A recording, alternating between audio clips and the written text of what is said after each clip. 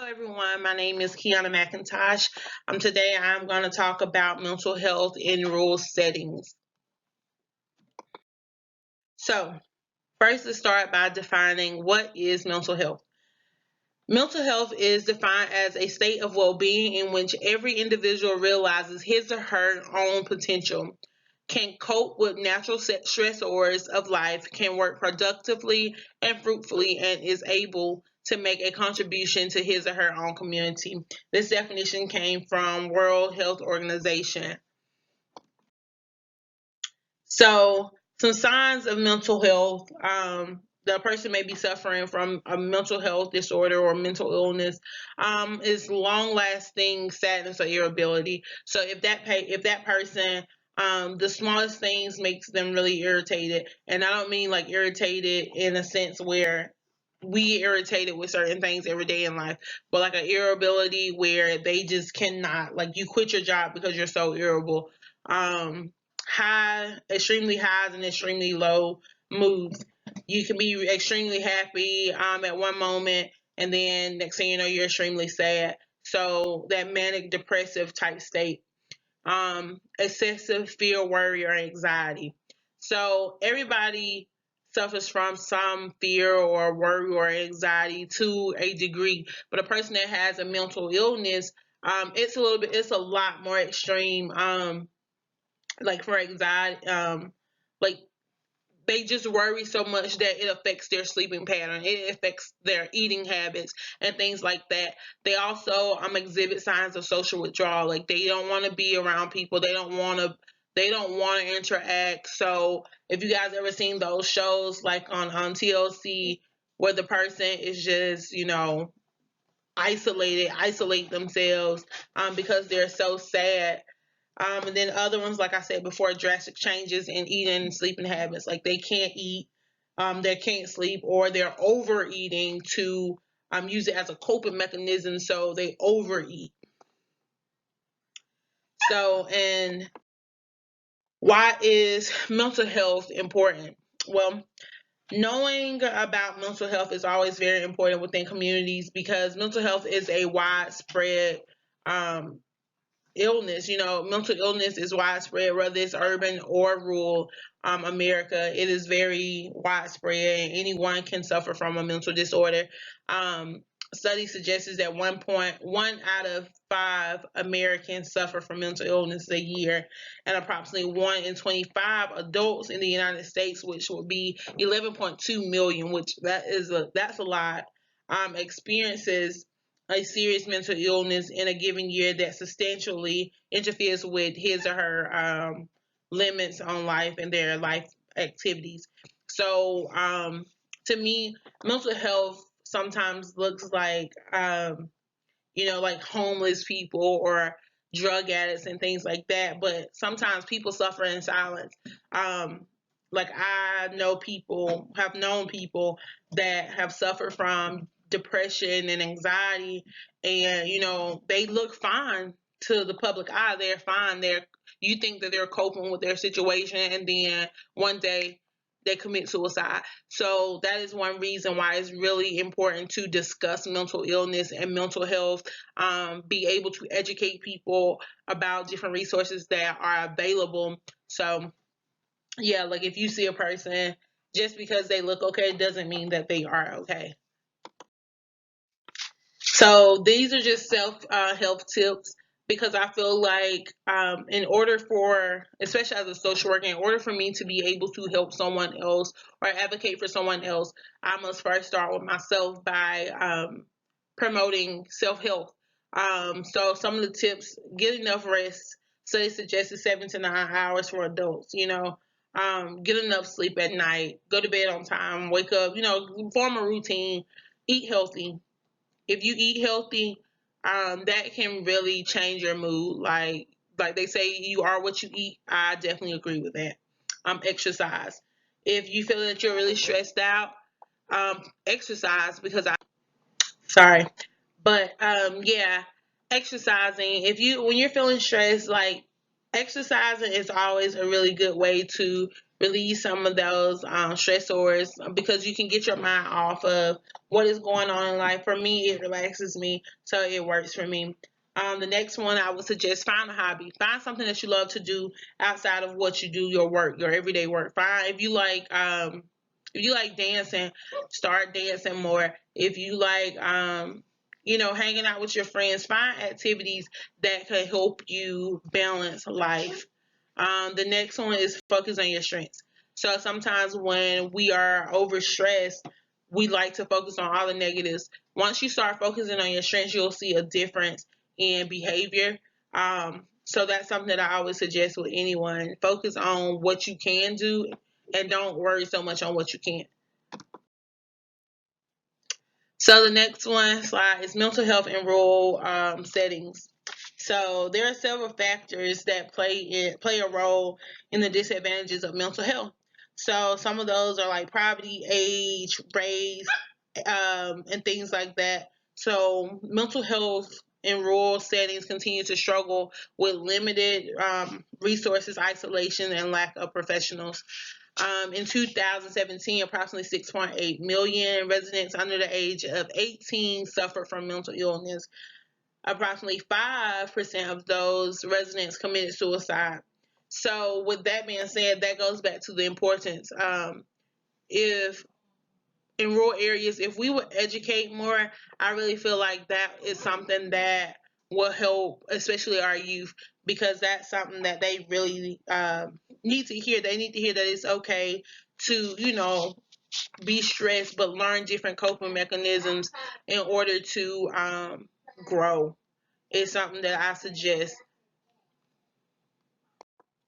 And also, that is just a way, if you educate them and give them outlets. Like for me, growing up, my outlet was a mentoring program in my little small town. It was in school, and it really wasn't, I would say, a mentoring program, but it was just some teachers that saw my potential and pretty much, helped me through, transitioning into adulthood. And because those are things that children go through, and in rural areas, because there's a lack of resources and professionals, there's a higher rate of suicide, a higher suicide rate. Mental health in rural settings challenges. So there are three major challenges that rural areas suffer from when it comes to mental illness or mental health. One has been accessibility. The second one is availability and acceptability. All three of these challenges I will go into further details on the next slides. Accessibility. Families living in rural areas tend to have to travel longer distances in order to access mental health services. So because they can't get right to it, it makes it a little bit more difficult to seek help. Like for me, the closest facility was about an hour away, if I can remember correctly. It was about an hour away, so patients therefore have to travel further, and so sometimes they just like, why bother? Studies also suggest that individuals in rural settings are more than likely not going to be insured with mental health services. That to me goes back to education. Educating individuals and their families about mental health services. So people sometimes don't know that they may need insurance for that. It's just a lack of education, which leads me to my final point. Individuals lack the appropriate knowledge of mental health, therefore does not recognize recurring symptoms associated with mental health.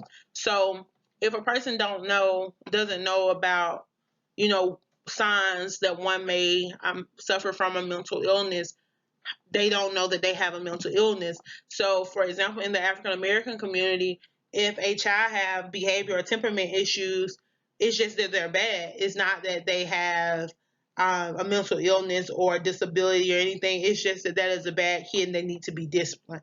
I grew up that way, and there's just some things that really need to stop because people really just don't understand, the problems that causes. The next one is availability. In rural areas, there are no mental health professionals. And if there are any, there's maybe one. And it's very hard to get appointments when there's only one provider. So it makes it difficult for patients to seek help. Um, like I said, they have to drive further away and things like that. So it just makes it difficult. So I would, that's one of the challenges that rural areas face. So yeah, getting more professionals in um, rural areas would definitely be helpful. In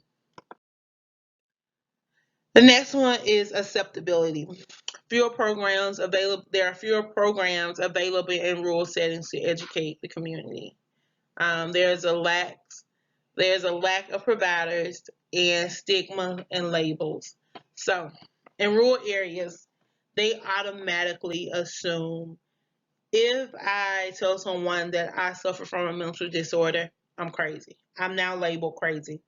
It's that, like I said, it's that stigma, especially like in the minority community. It's a stigma that if anything, if you're different from your peers or your family, you're considered crazy. So you get that label, and a lot of people fear getting that label. They know there's, like, for example, my cousin, he's schizophrenic, he's bipolar. um he has a number of diagnoses, and growing up, it wasn't that we thought that he was bad. We didn't think that he was, quote unquote crazy. We thought that he had temperament issues. He was just bad. He was not well behaved. And he understood, the bad things that he would do. So my family treated him accordingly, which was I learned in the long run that that was not appropriate. So he didn't get the appropriate care and the appropriate assistance until he was about 18. So he was like an adult at this point. So that is something that people don't really understand. My experiences in rural mental health is, I grew up in a small town. Like I said, the nearest mental health office is about an hour away. I've never seen advertisements or anything like that about mental health. They don't really discuss it in schools. Growing up, I don't remember talking about depression and anxiety. We had a school counselor, but our school counselor wasn't there to counsel us in that aspect. She counseled us on an educational level, like um, what you're gonna do post graduation and things like that. And then back to that stigma, growing up in a Black community, mental health was not a topic. It wasn't something that we discussed at the dinner table. If something happened, like pedophilia, I feel that pedophilia is a mental illness. That's just my personal opinion. And we didn't discuss things like that. We don't talk about it. And I think in the Black community, they feel if you don't talk about it, it didn't happen. But I also experienced in rural areas. I lived in the Huntsville area as well as the Birmingham area, and it was different. So mental health in urban settings. Urban settings have more mental health services. They have a lot more trained mental health professionals and more available resources. So on every corner in an urban setting, you can find a mental health facility. You're gonna find different agencies, different nonprofits and stuff like that that supports mental illness. You're gonna find every corner a trained professional that's talking about like therapists and psychiatrists and things like that. You're gonna find them on just about every corner. It's no way that you can't they have more resources. However, in the more private areas, it is a little bit more lack. But if you go into the inner city, it's a lot more resources.